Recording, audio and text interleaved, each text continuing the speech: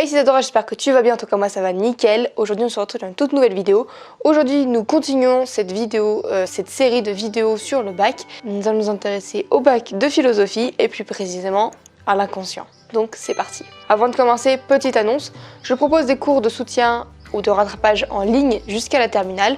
Donc si tu ressens la nécessité d'avoir des cours en plus, si tu ressens la nécessité de passer quelques heures en plus pour travailler dans la semaine, si tu as besoin de poser des questions, si tu te sens limite sur certaines capacités, sur certains thèmes, contacte-moi sur mon compte Instagram Isadora du Costa Rica. Si tu connais également des personnes qui pourraient être intéressées, dis-leur de me contacter.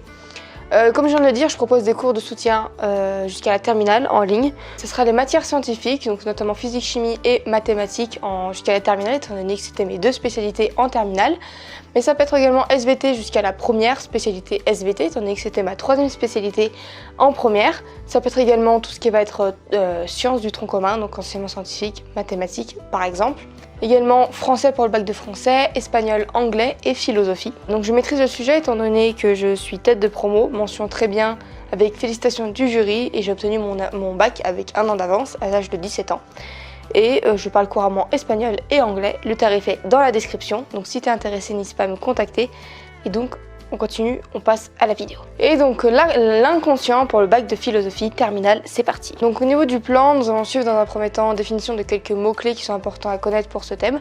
Par la suite, nous allons parler de quelques thèses, les thèses les plus importantes, enfin de mon point de vue, les thèses que j'ai apprises moi personnellement pour mon bac de philo. Mais il faut savoir qu'en fait, on va pas avoir les mêmes profs, on va pas étudier les mêmes textes, on va pas étudier les mêmes thèses de la même façon. Du coup, on va tous avoir des thèses différentes. Donc c'est complètement normal. Ça va être les thèses que moi j'ai appris, pour mon bac de philo, les citations que j'ai appris pour mon bac de philo aussi. Mais si t'as pas les mêmes, c'est tout à fait normal. Moi, ce que je te conseille pour avoir des thèses et des citations, c'est quand tu étudies un texte en cours, ton prof, quand vous allez étudier le texte, vous allez ressortir la thèse de l'auteur. Donc ce que tu fais, toi, c'est que tu sors la thèse de l'auteur, tu écris ta thèse, et puis tu vas chercher des citations dans le texte qui appuient la thèse. Parce qu'en fait, une citation, ça sert à appuyer la thèse d'un auteur que tu auras étudié juste avant. Donc c'est une sorte d'exemple, c'est pour appuyer la thèse. Donc moi, c'est ce que je te conseille de faire. Tu étudies un texte, tu sors la thèse, tu sors des citations. Donc on va faire définition, thèse et puis citation. C'est parti.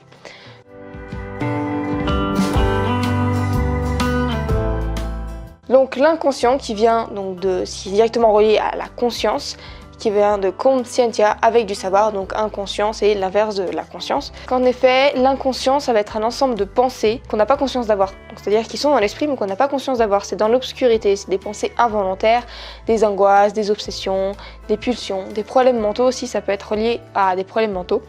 Et ça a un impact sur notre liberté, étant donné que nous ne sommes pas libres, étant donné qu'on est influencé parce qu'on a des pensées inconscientes, des pensées qu'on n'est pas conscient, pour nous elles ne sont pas là. Et du coup on va être influencé par ces pensées, mais inconsciemment. Donc on ne va pas être libre. Par la suite on a la définition de matérialisme, que ça va être le fait que la pensée vient du cerveau. Donc sans cerveau, il n'y a pas de pensée. Donc là ça va être le débat de savoir si les pensées viennent du cerveau ou si le cerveau vient des pensées. Donc le niveau du matérialisme, ça va être le fait que la pensée vient du cerveau et pas l'inverse. Qui s'oppose donc en quelque sorte à l'idéalisme, étant donné que l'idéalisme, du point de vue de l'idéalisme, tout est là grâce à la pensée, tout vient de la pensée. Et pour finir, quelque chose de très important pour l'inconscient, et notamment pour les thèses de Freud, ça va être la psychanalyse. La psychanalyse, ça va être l'investigation, l'étude de problèmes mentaux et psychologiques et de névroses. Des problèmes qu'en fait on n'est pas conscient qu'elles sont là, mais ils sont là. Et la psychanalyse, ça va être le seul moyen de les traiter, de les étudier. C'est le seul possible investigation.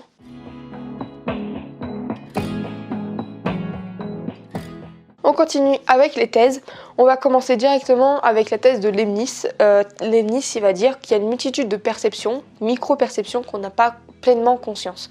Il va prendre l'exemple d'une vague, donc une vague qu'on a à la plage par exemple, on entend les bruits de vague, on a conscience du bruit de la vague, mais il va prendre l'exemple des bruits les gouttes d'eau qui constituent la vague, on n'a pas conscience de leur bruit, on entend le phénomène général, on n'entend pas les petites perceptions, les petits phénomènes qui permettent d'avoir ce grand phénomène.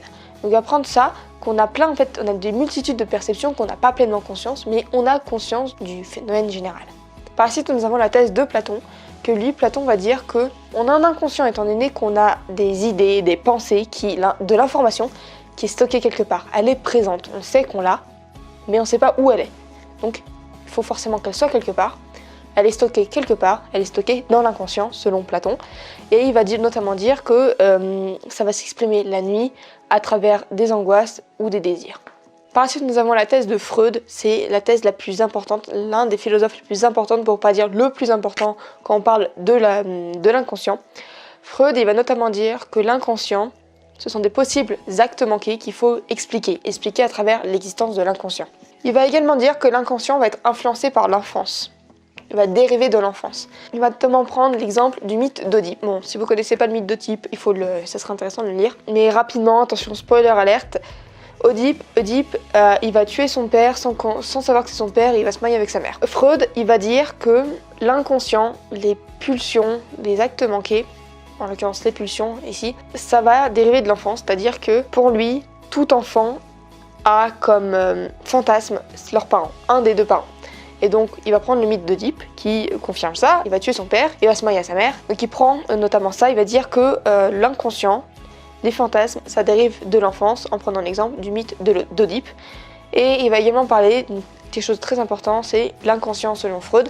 Donc, il va faire, ça va être une sorte de cerveau, si on veut. Ça va être le moi, ça va être notre conscience. Ensuite, on a la censure, que ça va être le surmoi, notre censure des pulsions. Et par la suite, on a le ça, que ça va être notre inconscient, qui crée nos désirs et nos pulsions. Et donc ça, c'est l'inconscient selon Freud, où comme quoi notre cerveau, si on veut, est divisé en 3 parties distinctes. Le moi, le surmoi et le ça, donc notre conscience, la censure volontaire et l'inconscient. En résumé, les thèses de Freud, il va dire que l'inconscient, ça va être des actes manqués qu'il faut expliquer à travers l'existence de l'inconscient, que notre inconscient, nos pulsions dérivent de l'enfance, en prenant l'exemple du mythe d'Oedipe, et par la suite il va parler du moi, du surmoi et du ça. Par la suite on a la thèse de Jung qui va dire que l'inconscient c'est quelque chose de collectif, c'est quelque chose qui est ancré culturellement et organiquement dans l'être humain. Ça va être des pulsions inconscientes, mais ça va être ancré collectivement et organiquement dans l'être humain. Et donc l'inconscient c'est quelque chose de collectif qui serait commun à tous les êtres humains. Par la suite on a Miller qui va dire que la prise de conscience de refoulement, d'actes manqués, ça va être un soulagement, et notamment ça va être possible avec l'aide d'un psychothérapeute, où grâce à un psychothérapeute on va pouvoir être soulagé étant donné qu'on aura pris une prise de conscience de refoulement. Et pour finir, on a du point de vue de Bourdieu qui va dire que notre inconscient va être influencé par la société, par ce qui nous entoure, par les personnes qui nous entourent, par la société, par où est-ce qu'on a grandi. Selon Bourdieu, l'inconscient est influencé par la société.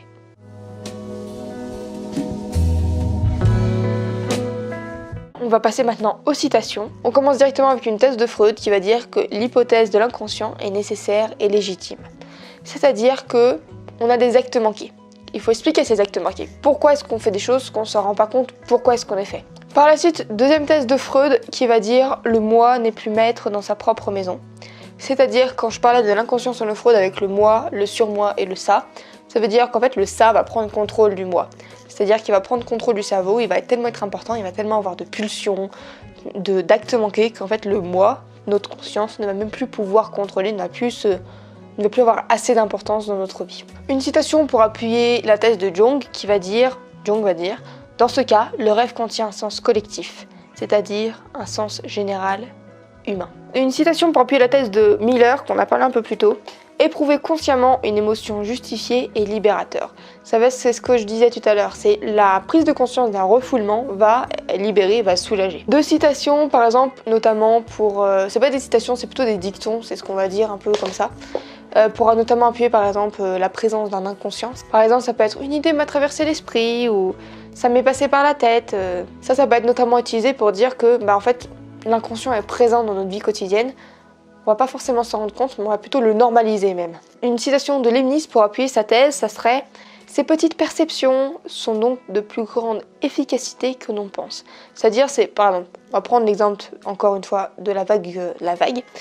On n'a pas présence de ces petites perceptions, on n'est pas conscient de ça, mais on est conscient en fait du phénomène qu'elles permettent d'avoir.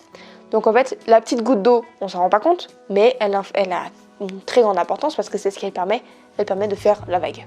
Et dernière citation, citation d'Héraclite, qui va dire « Nous ne nous baignons jamais deux fois dans le même fleuve ».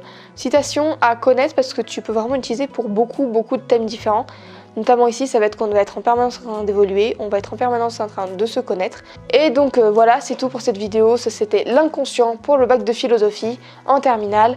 On va parler de l'inconscient, que ça va être des actes manqués, des pensées qui vivent dans l'obscurité de notre esprit, des pulsions.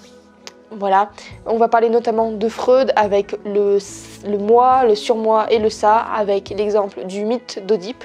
On va également parler de psychanalyse, de Leibniz avec ses mini-perceptions, de refoulement. J'espère que cette petite vidéo t'aura plu. Si elle t'a plu, n'hésite pas à lâcher un petit pouce bleu, à la commenter et à la partager. Abonne-toi à ma chaîne YouTube, clique sur la petite cloche pour recevoir une notification quand je sortirai une nouvelle vidéo. Et faire un tour sur mon compte Instagram Isadora du Costa Rica. Et sur ce, je te dis à bientôt dans une prochaine vidéo.